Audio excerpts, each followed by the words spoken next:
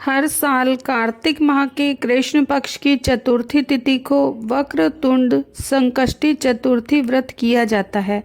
इस बार आज यानी 20 अक्टूबर 2024 को ये व्रत किया जा रहा है। ये व्रत भगवान गणेश को समर्पित होता है। सनातन धर्म में चतुर्थी तिथि का विशेष महत्व होता है। हर महीने के कृष्ण पक्ष और शुक्ल पक्ष की चतुर्थी तिथि भगवान गणेश को समर्पित होती हैं। बहुत से लोग चतुर्थी व्रत पालन भी करते हैं। वैदिक पंचांग के मुताबिक कार्तिक माह के कृष्ण पक्ष की चतुर्थी तिथि को वक्रतुंड संकष्टी चतुर्थी व्रत किया जाता है। धार्मिक मान्यता है कि इस व्रत को करने और भगवान गणेश की विधि विधान से पूजा अर्चना करने से जातक को पुण्य फल मिलता है और उसके सभी दुख और कष्ट दूर हो जाते हैं। तो आइए जानते हैं वक्रतुंड संकष्टी चतुर्थी व्रत तिथि, मुहूर्त और इसकी पूजन विधि के बारे में।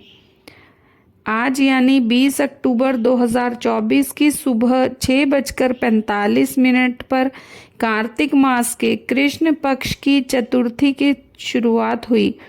वहीं अगले दिन यानी 21 अक्टूबर की सुबह 4:15 पर इस तिथि की समाप्ति होगी।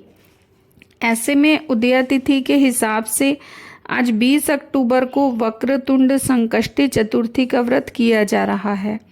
इसकी पूजन विधि। इस दिन सुबह जल्दी स्नान आदि कर भगवान सूर्य देव को जल अर्पित करें। फिर पूजन स्थल पर हाथ में जल लेकर भगवान गणेश का स्मरण करते हुए व्रत का संकल्प लें। इसके बाद भगवान गणेश की विधि विधान से पूजा अर्चना कर आरती करें। बप्पा को धूप, दीप, नैवेद्य और दूर्वा आदि अर्पित करें। वहीं भगवान गणेश के मंत्रों और स्तोत्र का पाठ करें। धार्मिक शास्त्रों में वक्रतुंड संकष्टी चतुर्थी व्रत के महत्व के बारे में विस्तार से बताया गया है। जो भी व्यक्ति इस व्रत का पालन करता है उसको बल, बुद्धि, विद्या और धन की प्राप्ति होती है। भगवान श्री गणेश को ज्ञान और बुद्धि का देवता भी माना जाता है। वहीं गणपति को विघ्नहर्ता भी कहा जाता है। ऐसे में इस व्रत को करने वाले के जीवन में सभी विघ्न दूर होते हैं और उनको गणेश जी की कृपा प्राप्त होती है। इस दिन किसी गरीब और जरूरतमंद को क्षमतानुसार दान जरूर करें। कार्तिक मास संकष्टी गणेश चतुर्थी व्रत कथा। पार्वती जी कहती हैं कि हे भाग्यशाली लंबोदर, भाषणकर्ताओं में श्रेष्ठ कार्तिक कृष्ण चतुर्थी को किस नाम वाले गणेश जी की पूजा किस भांति करनी चाहिए। श्री कृष्ण जी ने कहा कि अपनी माता की बात सुनकर गणेश जी ने कहा कि कार्तिक कृष्ण चतुर्थी का नाम संकटा है। उस दिन पिंग नामक गणेश जी की पूजा करनी चाहिए। पूजन पूर्वोक्त रीति से करना उचित है। भोजन एक बार करना चाहिए। व्रत और पूजन के बाद ब्राह्मण भोजन कराकर स्वयं मौन होकर भोजन करना चाहिए। मैं इस व्रत का महात्म्य कह रहा हूँ, सावधानी पूर्वक श्रवण कीजिए। कार्तिक कृष्ण संकट चतुर्थी को घी और उड़द मिलाकर हवन करना चाहिए। ऐसा करने से मनुष्य को सर्व सिद्धि प्राप्त होती है। श्री कृष्ण जी ने कहा कि वृत्रासुर दैत्य ने त्रिभुवन को जीत करके संपूर्ण देवों को परतंत्र कर दिया। उसने देवताओं को उनके लोकों से निष्कासित कर दिया। परिणाम स्वरूप देवता लोग 10 दिशाओं में भाग गए। तब सभी देव इंद्र के नेतृत्व में भगवान विष्णु के शरणागत हुए। देवों की बात सुनकर विष्णु ने कहा कि समुद्री द्वीप में बसने के कारण वे दैत्य निरापद हो उच्छृंखल एवं बलशाली हो गया है। पिता में ब्रह्मा जी से किसी देवों के द्वारा न मरने का उसने वर प्राप्त कर लिया है।